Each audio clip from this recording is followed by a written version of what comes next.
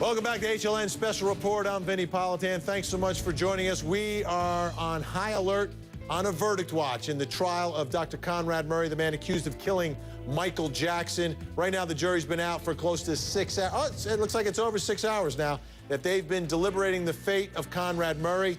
Are they going to hold this man criminally responsible for the death of the King of Pop? That's the question that they're looking at right now. Let's do this, folks. We've got folks inside and outside of the courthouse. Let's go to our own Jane Velez-Mitchell, host of Issues, who joins us from outside. It looks like it's a little chilly, a little wet, but the crowd is gathering, Jane. As soon as the rain stopped, the crowd came right back out, Vinny, and I'm here with the youngest, and I have to say, best behaved Michael Jackson fan of all, Angelica, 9 years old, and you came from Redondo Beach, and why are you here, honey? I'm here for the Michael Jackson Murray trial because I'm a big fan of Michael Jackson. And you're wearing a Michael Jackson outfit with a glove, even a glove. Check this out. There you go. All right. Well, you're doing a great job. There are other folks who are getting into dust-ups here. We had this lady says you're going to file charges? Yep, on the man right behind me that was supporting that. Oh, he left. He walked away. But I am going to file charges, and I have witnesses here who he touched my face because my sign was covering his sign. And he's a lot taller, he's a big black man over there, and he was hovering over me, and my little tiny sign. Jane, I just have to interrupt you for one moment, Jane. Punch my face. Jane, I'm just going to interrupt you for one moment. I got word here that there's a buzz from the jury. I don't know how many buzzes this was. I don't know if it was 2 buzzes or 3 buzzes, but we did get a buzz from the jury. That's the word that we're getting from inside the courtroom, Jane. Now, let me go to Michael Christian, who's outside of the courthouse, outside of the courtroom by phone. Michael, I'm getting word that there's a buzz. What are you hearing? You know, I left the courtroom before that happened, Vinny, so I can't tell you anything about it. If you want to let me go, I'll run back in and see what I can find out. Absolutely, Michael. Go find out exactly how many buzzes this was. Was it a 2 buzz or was this a 3 buzz? This is significant, folks. The jury has buzzed. Now, 2 buzzes means question or they want to break or something like that. 3 buzzes means verdict. The only word I got is that there was a buzz. We don't know what the number of hits that they had. Let me go. Do we have Ted Rollins outside the courthouse? Let me go to Ted. Ted, we're getting word of a buzz. Are you getting any other word from inside from your folks? I'm not getting any word of a transmission to people on the outside with interest in this case. So it could be a break. You know, they're looking at 2:30 here, so this would make sense that they would be taking a break. That could be it. We just don't know. We'll have to wait till we get more information. All right, here's the latest. We got a buzz from the jurors, and this is how it works. They stay in their jury room. They've got a little button that they push. Literally, it's a buzzer. They hit the buzzer, and it alerts the courtroom deputy who sits just outside of the room because he cannot be inside. Here's what we're hearing. We're hearing that it's 2 buzzes. 2 buzzes, not 3. 3 is the magic number for a verdict. 2 buzzes means either a question or a break. And going from the timing, as Michael Christian said, this very well could be a break that we're getting. Michael Christian's going to get his official word from inside the courthouse. But interesting that the jury, a little bit more activity. Let me go to, we have Beth Karras inside the courthouse. Let's go to Beth Karras. Beth, are you getting any more information than I'm getting? I know you probably can't hear the buzz exactly from where you are, but I'm getting word that it's a 2 buzzer, not a 3 buzzer. 3 buzzer meaning verdict. Correct. Well, I'm not getting any word up here. You're right. I can't hear it. I'm 3 floors above, and everyone out here is a little bit oblivious to what's going on 3 floors below. So I'm getting my information from you, and I'm also tethered to my 2 cell phones and my iPad. However, 1 buzz means they want a break. 2 buzz, a note or a question. 3 buzzes is a verdict. That's my understanding. So if it was a break, it would have been 1 buzz. So I assume they have a question or some sort of note they're sending out, but the note wouldn't be a verdict. All right, let's go to Alan Duke, who is outside the courthouse. Alan Duke joining us. Alan, you hearing anything as well? Perhaps that family members or someone has been notified about anything? No, I think there would be a little bit of lag time before that would happen between the buzzer and the call to the family. And probably we would even find out about at the same time. But this is just the anxiety that we all have out here. Whether you're Katherine Jackson or Alan Duke, we're all anxious, trying to figure out what's going on, and we're trying to interpret what does a buzz mean. So that's what we've come down to. Absolutely. Michael Christian is inside the courthouse on the 9th floor. He's just gotten out of that courtroom. Michael, what are you hearing about this buzz? It is a request from the jurors to take an afternoon break, Vinny, to have a short recess. So they have just cleared the courtroom. They've kicked all the spectators, reporters outside, which they do during breaks. Apparently, we're assuming that it will be 10 or 15 minutes because that's what the morning recess was. But again, this is just the request from the jurors to take an afternoon break. All right, so an afternoon break from this jury. They've been working over an hour and a half deliberating. In an hour and a half, you know, things happen. You got to take a break. But I'm telling you, folks, are we on top of it or are we on top of it here at HLN? As soon as that buzz was heard, you heard about it right here on HLN. All right, let me go back outside. Do we have Jane Velez-Mitchell with us back outside? We don't have Jane? Okay. We got Gene Casares, in-session correspondent, joining us from L.A.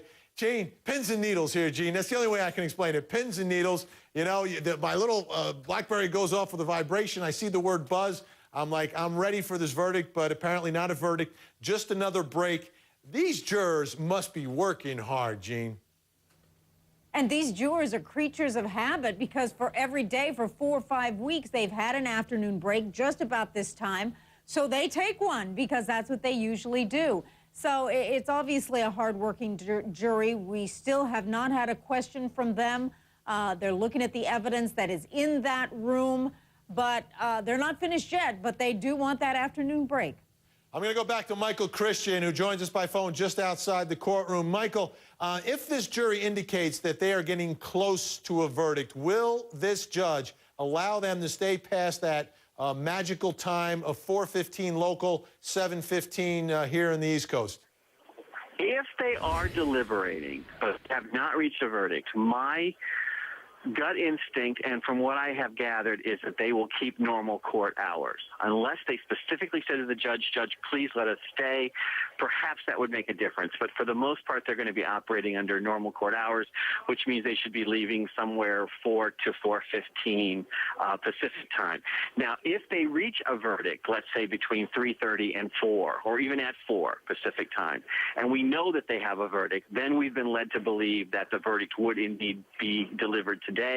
Even if there was a 2-hour delay to allow people to get here, they would still hold the court and have it today. But unless the jury, I think, specifically tells the judge, we want to stay longer, they won't. And I'm not even sure, based on fiscal things and other issues, overtime issues, I'm not sure even in that case that they would stay, Vinny. I think it's only in the case of the verdict.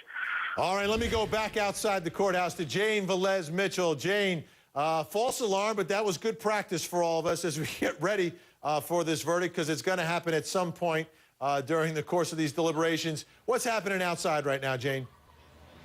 Well, I got to tell you that everyone, including the lady I'm here with, has some kind of Michael Jackson app, because they get the buzzes alerting them, oh, there's been a buzz, just as we did. And everybody here immediately reacted. And it turned out, of course, it was just a 10 to 15-minute break.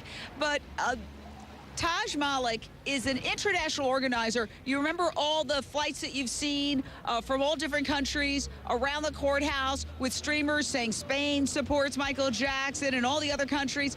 That is your handiwork. You've organized all of that. Do you think we're going to have a verdict today? I'm hopeful we have a verdict today, but I've heard the jury instructions given to the jury by the judge are pretty difficult for the jury to understand. So it could go on to Monday, you know, but I'm hoping it all gets wrapped up today. Well, I think you're right, and we were just talking about that earlier, and I had marked up my jury instructions. I got a copy of it with the yellow marker and a black marker, trying to keep track of it. Well, we do graphics on television, we simplify it, but they don't have that option. You think that could be a sticking point? Yeah, they buzzed about an hour ago for some highlighters, so I think they're trying to, you know, piece everything down, highlight what's important. They're trying to get to it, but like I said, I think the judge has made it difficult for them with the jury instructions. Well, I mean, they have to follow the letter of the law, and obviously a conviction means absolutely nothing if it's not done in a way that, or if it's done in a way that's appealable, then that really, it doesn't serve justice, it doesn't serve the taxpayers, it serves no one. He has to do the instructions that he has to do. Yeah, I understand, but in the Casey Anthony case, the same thing happened. You know, jurors were complaining that jury instructions were so difficult, they had no choice but to find the person not guilty, you know. In this case, I'm certain that won't happen. Conrad Murray is guilty. He will be found guilty, but it's taking a bit of time because it's very hard for them, you know, by what the judge has given them. Well, I will say this, studying the jury instructions, it seems to me that it would be very hard for them to avoid a conversation of the medical issues, because in each of the possibilities, the cause of death is mentioned. So do you think that could be like quicksand, where they get stuck in that medical debate that was so complicated, using all sorts of terms like bioavailability and metametabolism and first-pass metabolism that nobody knows? Yeah, well, I think where the defense is concerned, I think the defense tried to confuse the issue.